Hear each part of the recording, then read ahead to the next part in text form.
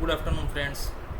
Next lecture છે વમનનો જે આપણે યોગ આપીએ છીએ વામક યોગ, એનું અનુપાન શું, એનો ડોઝ કેટલો ફિક્સ થયો છે અને મેથડ ઓફ એડમિનિસ્ટ્રેશન શું છે.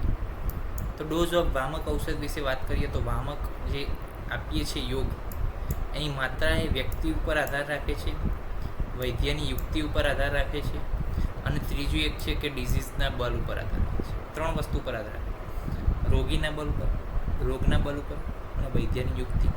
આ ત્રણ વસ્તુ ઉપર આધાર રાખે છે. હવે વૈદ્યની યુક્તિ એટલે શું? તો વૈદ્ય એની યુક્તિ લગાવે કે વૈદ્ય શું જોવે, તો કે શરીરનું બળ જોવે, વ્યાધિનું બળ જોવે અને અગ્નિનું બળ જોવે પેશન્ટનું. તો એને આઈડિયા આવે કે પછી જો ભાઈ વધારે ટ્રીટમેન્ટ સહન કરી શકતો હોય, વધારે વેગને સહન કરી શકતો હોય, યોગ્ય મનોબળ વ્યક્તિ હોય, તો એને પ્રવર ઔષધ આપવામાં કોઈ વાંધો નથી, વધારે ઔષધ આપવામાં. તો એ રીતના જે છે યોજના ઘડે, એ રીતના પ્લાન કરે. આ માત્રા દરેક દર્દી પ્રમાણે અલગ અલગ હોય, દરેક વ્યાધિ પ્રમાણે પણ અલગ અલગ હોય. સુશ્રુત બીજા શબ્દોમાં કહે છે કે ક્વાદ, ચૂર્ણ, અવલેખ, કલ્કનો ડોઝ દર્દીના કોષ્ઠનું એનાલિસિસ કરીને નક્કી કરવાનું છે. ડોઝ કઈ રીતે નક્કી થાય? દર્દીના કોષ્ઠનું એનાલિસિસ કરીને.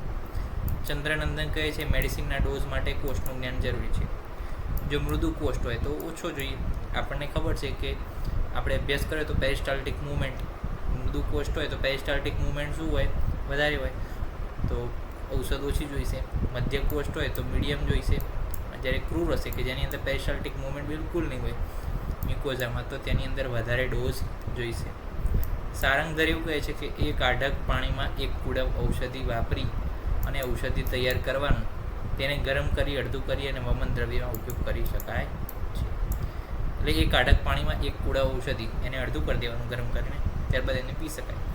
હવે એમાં પણ જો કનિયસિક માત્ર 3 પ્રસ્થ, મધ્યમ 4 પ્રસ્થ, જ્યારે જ્યેષ્ઠ એટલે કે વધારેમાં વધારે 9 પ્રસ્થ સુધી આપણે આપી શકીએ છીએ.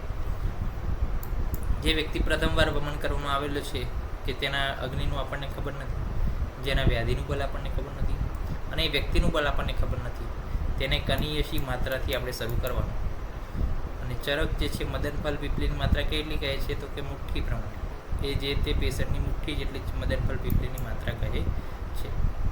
તો આ જે પ્રધાન કર્મ છે, જે આપણે વાત કરી કે ડોઝ આપ્યો, બધું થઈ ગયું, તો એ બ્રીફમાં આપણે ડિસ્ક્રાઈબ કરવું હોય તો કઈ રીતે? તો જો સ્નેહન સ્વેદન પતી જાય, નિદ્રા લઈ લીધી, આગળના દિવસનું પોચન થઈ ગયું, પાચન થઈ ગયું, ત્યારબાદ શિરસ્નાન લઈ, ફૂલોની માળા પહેરી, કપડાને ઇસ્ત્રી કરી, ભગવાનની પૂજા કરી, સ્વસ્તિ વાચન, અગ્નિ બ્રાહ્મણ વડીલોને યાદ કરી સ્વસ્તિ વાચન કર્યું અને વામક યોગને યોગ્ય દિવસ, યોગ્ય કારણ અને યોગ્ય મુહૂર્તમાં લેવો. આ બધી પ્રક્રિયાઓ જે છે શું કરે? દર્દીની ચિકિત્સા પ્રત્યેની જે ચિંતા હોય છે કે મટશે કે નહીં, શું થશે, આગળ શું થશે, એ બધી ચિંતા શું કરે? ઓછી કરે. પ્રધાન કર્મની અંદર શું છે? તો કે વામક દ્રવ્ય ઓરલી લઈ અને વમન કર્મના વેગ પૂરા થાય ત્યાં સુધી શું છે? પ્રધાન કર્મમાં.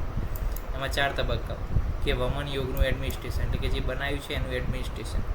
ત્યારબાદ શું કરવાનું? તો આપણે ઓબ્ઝર્વ કરવાનું પેશન્ટ કે શું થાય છે. ત્યારબાદ વમન વેગ ગણવાના અને સમ્યક યોગ લક્ષણ મળે ત્યાં સુધી જે છે પ્રધાન કર્મની અંદર આપણે અભ્યાસ કરીએ છીએ. તો આજે આપણે અભ્યાસ કર્યો જે બનાવીએ છીએ ફિક્સેશન ઓફ ધ ડોઝ, અનુપાન અને કઈ રીતે મેથડ ઓફ એડમિનિસ્ટ્રેશન છે. ચરકે મુષ્ટિ તલ એટલે કે પેશન્ટની મુઠ્ઠી જેટલી મદનફલ પીપલીની માત્રા, એનો યોગ કીધો. સારંગધરે જે છે એક આઢક પાણીમાં એક કુડા ઔષધિવાળો યોગ કીધો. પછી કીધું કે 3, 4 અને 9 એવું છે ને, 3, 4 અને 9 પ્રસ્થવાળી કનિયસી મધ્યમ જ્યેષ્ઠ માત્રાનો અભ્યાસ કર્યો, પ્લસ કોષ્ઠ પ્રમાણે પણ આપણે ડોઝનો અભ્યાસ કર્યો.